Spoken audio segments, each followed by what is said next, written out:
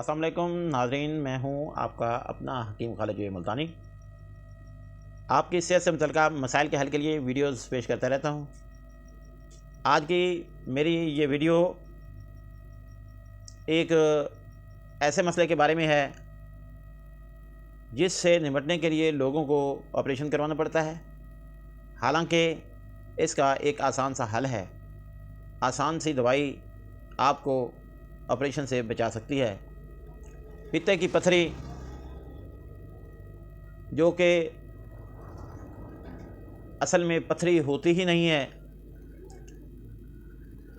पित्ते का अपने सिक्रीशंस जो हैं वो ही इखराज ना होने की वजह से सर्द होकर जम जाती हैं और पथरी की शक्ल इख्तियार कर लेती हैं।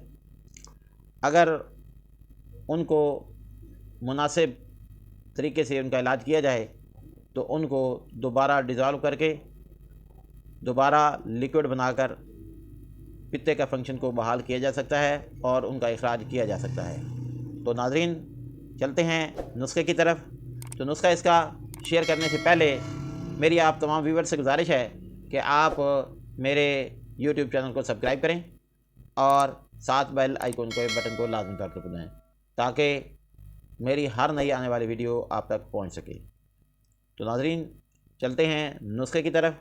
तो सबसे पहले आपने अजवाइन देसी लेनी है 50 ग्राम। उसके बाद सोडा बाइकार्ब है वो भी 50 ग्राम।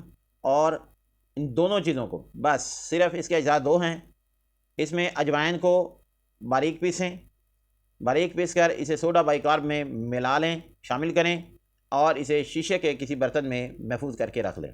और उसके बाद इसमें से 1 ग्राम, 1 ग्राम सुबह, 1 ग्राम दोपहर और 1 ग्राम शाम को 3 टाइम जो है आप इसे पानी के साथ इस्तेमाल करें, ताज़ा पानी के साथ इस्तेमाल करें। इंशाल्लाह विद इन डेज, चंद ही दिनों में आप पित्ते की पथरी से निजात पा जाएंगे। नाज़रीन, मेरी इस वीडियो को आखिर तक देखने पर आपका शुक्रिया।